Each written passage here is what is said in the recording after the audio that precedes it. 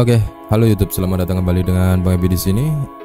Untuk 2024 ini KTM resmi ngerilis daripada KTM Duke versi yang 125 ya.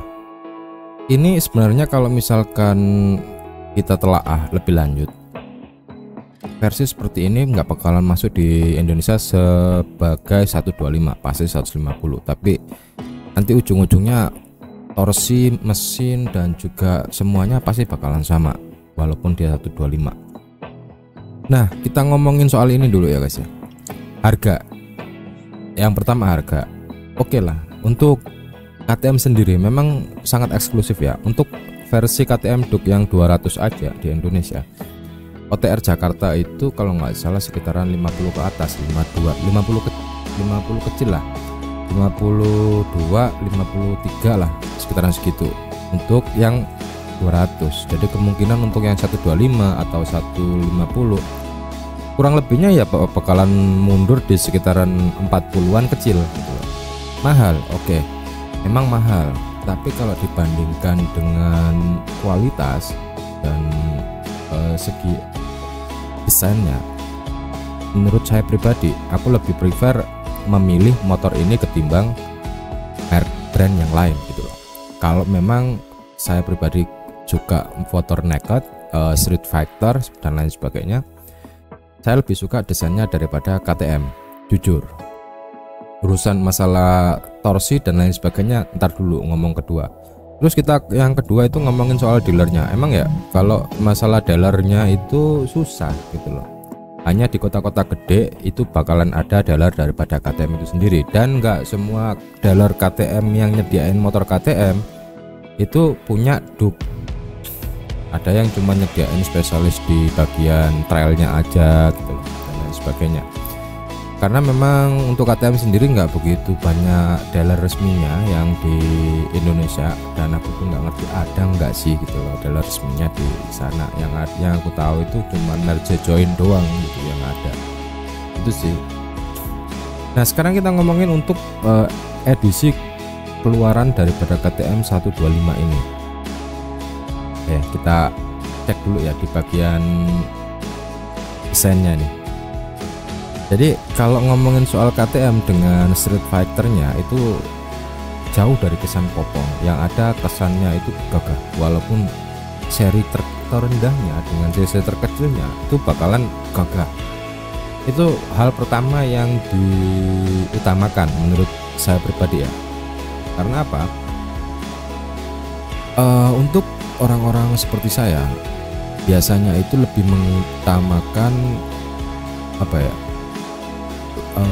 aerodinamika dan juga desain yang lebih cocok dengan kita gitu loh. Baru kita nanti selanjutnya ngomongin soal mesin dan lain sebagainya. Kalau dari desain itu udah kurang cocok dengan kita, itu biasanya bakalan apa ya, gampang bosen dengan motornya.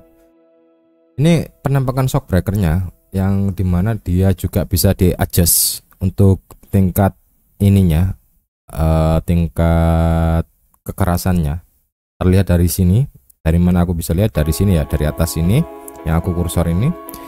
Jadi dia di sini bisa adjust, dan kalian cobalah perhatiin aja sejenak, terus bandingin sama keluaran tahun lama sampai tahun 2023 2024 shock breaker default bawaan pabrik, mau brand Honda mau brand apa. Itu biasanya kalau yang cc kecil-kecil kayak kita itu shocknya asal-asalan, showanya yang dikeluarin asal cukup untuk menggencet harga sekian. Beda dengan punyanya KTM nih. Aku nggak kenal ya misalkan merek shock ini apa, WP Apex ini. Cuman kalau ngelihat dari desainnya nih, kalian bisa lihat itu berasa kayak mahal. Ini skoknya mahal, berasa kayak gitu aja. Terus tabung minyak remnya bagus. Coba aku perhatiin lagi. Nah nih, bikinnya itu kayak yes mahal gitu aja menurutku ya, secara ininya. Terus armnya kalian bisa lihat bagus banget, dan desainnya itu mengikuti daripada lekukan bodinya. Jadi bodinya bermodelkan itu menurutku itu kayak apa?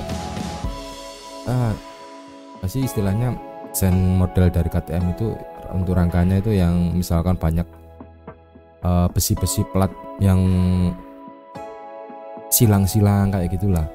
Nah ini armnya juga ngikut kayak gitu. Terus setelan armnya itu sumpah cakep banget nih guys, dan masih ditunjang dengan lekukan daripada footstep, yang dimana lekukan footstepnya ini nggak terlalu panjang tapi enak dilihat.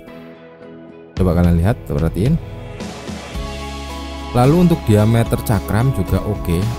Dan ini sudah menggunakan disc brake. Kelihatan di sini, dia sudah menggunakan ABS. Kelihatan dari sini ada lingkaran kecil di tengah-tengah kecil kayak gini ya. Jadi untuk overall motor ini sebenarnya menurutku perfect dengan harga yang ditawarkan. Kalau misalkan harganya di kepala 4 kecil atau besar itu masih worth it menurutku.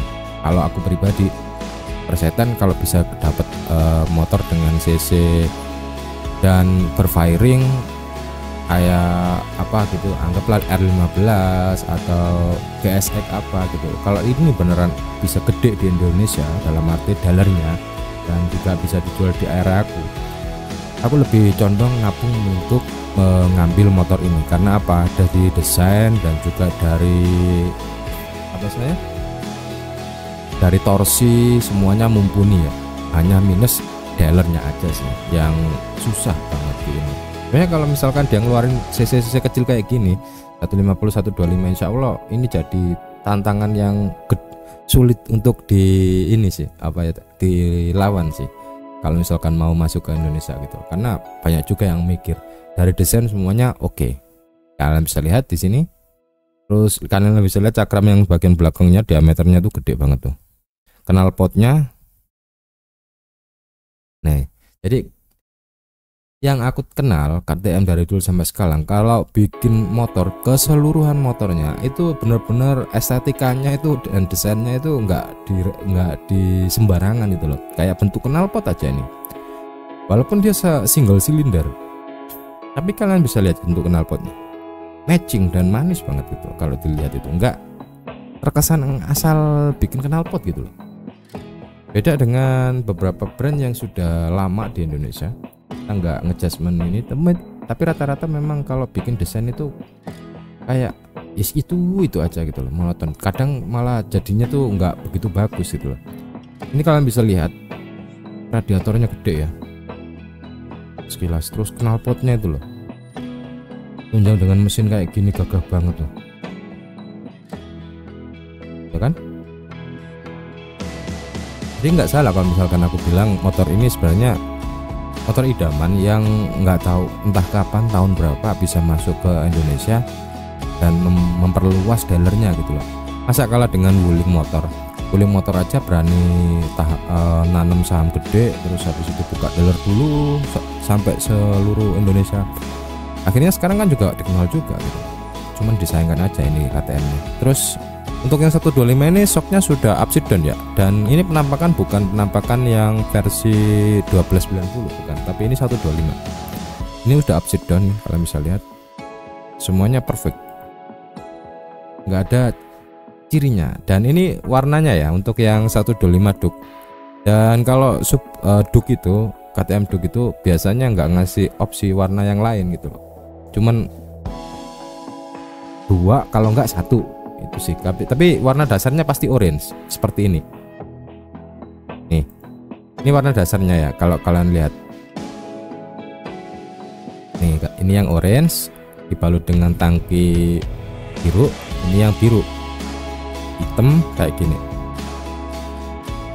Orang kebanyakan biasanya ini orange, tapi ini menurutku aku suka. Jadi orange-nya biar di pelek aja, karena orange di sini ini aneh menurutku sih, teman ya masih cakep, teman aneh. Aku lebih suka yang ini tankinya.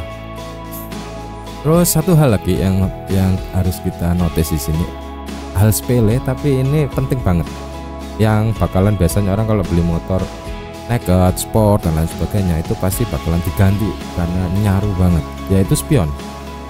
Nih, kalian bisa lihat spion yang ditawarkan di sini itu bukan spion-spion biasa yang harganya 10 sampai 50 ribuan ini.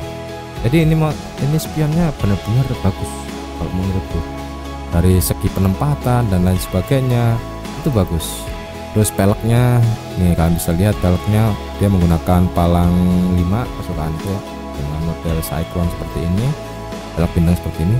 Terus di bagian belakang, nih kalian bisa lihat sendiri di bagian belakangnya dia dikasih model kayak gini.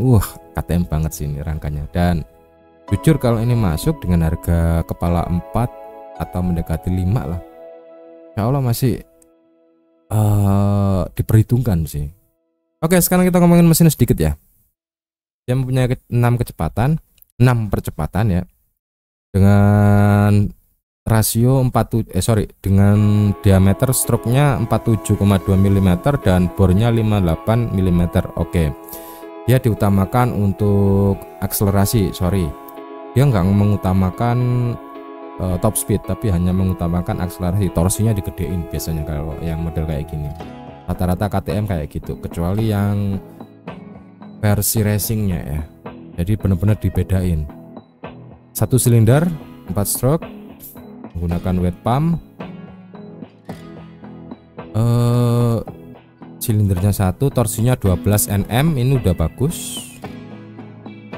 Protofat liquid gold 4 stroke, kompresi rasio 12,8.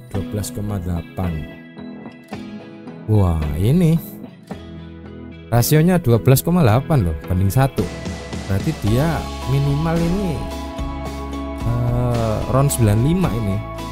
Tapi enggak sih, ini udah bisa, bukan 95 lagi sih, ini harus wajib turbo sini, pertama turbo.